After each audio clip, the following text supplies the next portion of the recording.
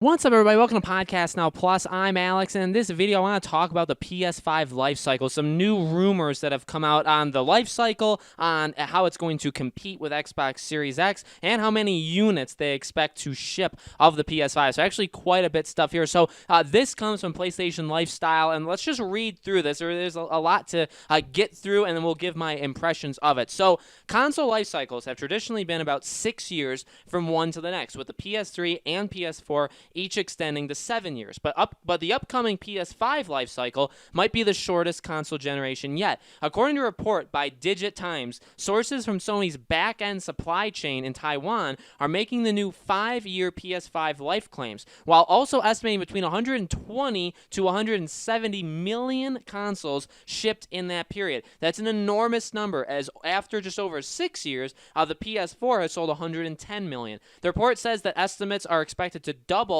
lifetime shipments of Microsoft's Series X in that same period, which makes sense as Microsoft shifts from a console-focused approach to going over basically to support its multiple services and subscriptions. If this report proves to be true, that means the PS6 could launch as soon as holiday 2025, though any number of things over the next 5 years could push that date. Now let's talk. I mean, it goes on to talk about it after that, but really, let's break this down. So they're right. Okay, it normally is a 6-year life cycle. Obviously, we had 7 years from 2013, November of 2013 to November of 2020 to get the PS5. And, you know, as time has gone on, there has been increasing talk from experts in the gaming industry that life cycles are generally going to get lower. And I'll tell you my personal opinion on that. I don't love that. I honestly really don't love that. I get it. I completely understand it, especially because you have this technology basically bundled in a console, and technology advances, and what you have now obviously can be outdated in just a few years. Now, the problem is with consoles, you don't always get the full advantage, the full treatment, let's say, of the console till a couple years in. Even if you look honestly at the PS4, okay? I understand people's, criticism of The Last of Us Part 2, right? We've talked a lot about that on this channel and podcast now. But look at what Naughty Dog did for that. Now, I think The Last of Us Part 2 by Naughty Dog, in terms of their first-party exclusives, even in terms of like games in general, in terms of, I guess, realism, it doesn't really beat The Last of Us Part 2. Is that fair to say? There may be games that look more beautiful. There may be games that have different art styles. But I think The Last of Us Part 2 is fair to say probably one of, if not the most, amazing looking game in terms of how the faces look and the acting and all this different kind of stuff, right? It looks extremely good. Well, this is Naughty Dog, a studio that's highly touted as being, one of the best. It took them, we're now into year 7 of the PS4, I guess 6 full years of the PS4 life cycle, and we have this. The question could be, could we even do better than this if we had to be stuck with this current console generation? Could we do better in another year or two from games? I think we maybe could. So that's ultimately a problem I have with the gaming industry as a whole, is really you don't get the full amount out of a console until at least halfway in, but most likely not even until the last couple years. And then by the time you're there, you're already looking at the next console. It kind of goes into my discussion or my opinion that graphics have been so high, they've been raised, the bar for it has been raised so high when mechanics and ideas have kind of become stale in games and they kind of have to catch up. These graphics were already so far ahead, and we know our games, we know that when we get games, they can look absolutely incredible. You know what I mean? But is the storytelling good? Is the actual combat good? Is the mechanics of the game good? Is the camera and lighting and sound, is all that good? Those haven't exactly caught up to literal visual effects of games yet. You know what I mean?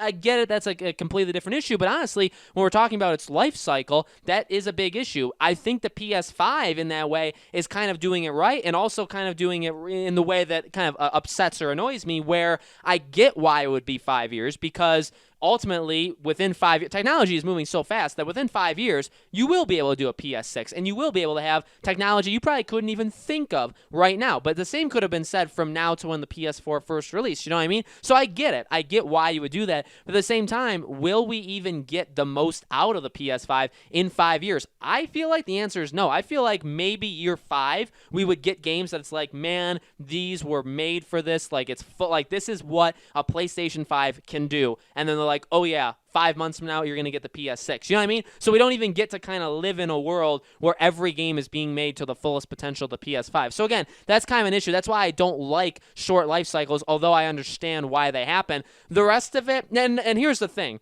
This is all a rumor, all put into one. That is, I think, believable, okay, because we know that life cycles are generally going to get shorter as time goes on. The next part, look, I like Sony. You could call me a Sony fanboy if you want. I mean, I play all the systems. I play all the games. I have a favorite. I guess you could say, PlayStation is my favorite, but that doesn't mean I think they're wildly better than everybody else. Again, I respect all consoles, all games. Let me tell you, I don't think it's going to ship 120 to 170 million. Again, like they said, we just crossed 110 with the PS4, and that is almost 7 years. I think the PS4 will probably, when all's said and done, when it gets massively reduced in price, right, when the PS5 comes out, it may hit 115 to 120. And then over the next couple of years, yeah, it'll still be around. People will still be buying it. I think it tops out around 125, 130 at the absolute max. I don't even see, honestly, how I could get 20 million units when the main focus is on PS5. But let's just say it gets to 130. That's in 8 years, maybe 8, maybe 7.5, maybe 8.5, maybe closer to 9. I think it'll probably hit that. To expect that the PS5 is going to sell that amount in 5 years is honestly insane. Now, again, I'm a PlayStation guy. I'm getting the PS5 day one, but even I don't think, you know what I mean? Even I don't think that's going to happen. That is an insanely high number that even if you put PlayStation 5 and Xbox Series X together, you still may not even get 170. You know what I mean? That is an extraordinarily big number. So when you add that to what they said, and then also the fact that the report also estimates that it's expected to double Series X, these are bold. These are bold claims. 5-year life cycle isn't the boldest thing in the world. I probably could have predicted something like that if that ends up happening. The units sold, that is very bold. They are expecting this thing to outsell the PS4, which, remember,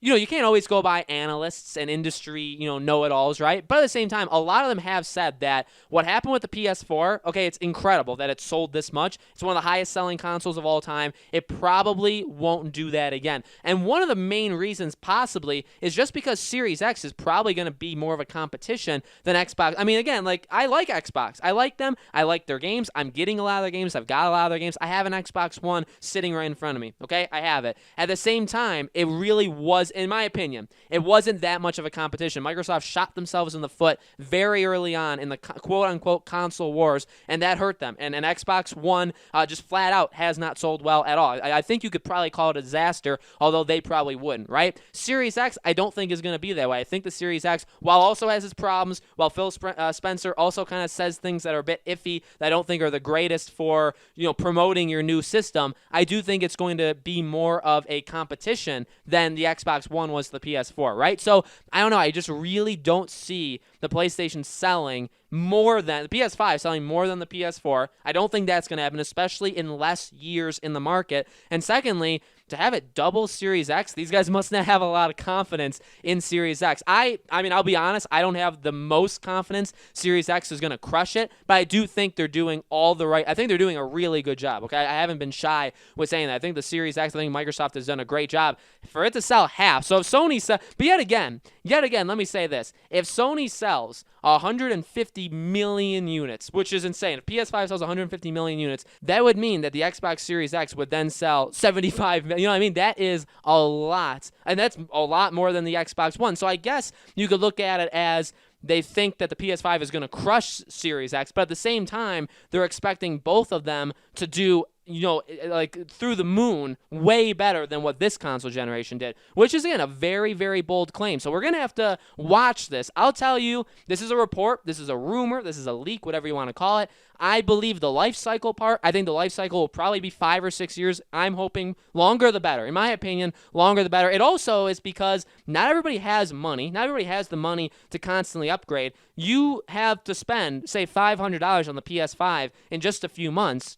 Yes, it would be in 5 years. That's a very long time. A lot can happen to you in 5 years. You may be able to have the money. You also may have no money. You know what I mean? And then what happens? And if it gets shorter, what happens when it's 4 years? What happens when it's 3 years? You can't be dropping $500-$600 every couple of years. Now you could say, well, you do that on your phone. You do it on laptops sometime. You know what I mean? But at the same, consoles aren't the same. It's not in the same industry. It's not the same thing, right? You buy a console because you know you have it for a very, very long time. And if they change that, well, maybe suddenly people aren't going to want want to buy the console anymore. You know what I mean? So slippery slope. I think the life cycle will probably be closer to 6 years. I don't think it'll be 7, but I hope it's not 5. The rest of the stuff I just flat out probably don't believe. I'll be honest. Okay, so guys, let me know in the comments below. What do you think? Do you believe this stuff? How long do you think the PS5 life cycle will be? How many units do you think it's going to sell? All those questions, let me know. As always, make sure you guys subscribe to this YouTube channel. Hit the bell icon so you guys know when these videos go up. And I do a brand new video every single day on this channel, and I hope to see you guys on tomorrow's video.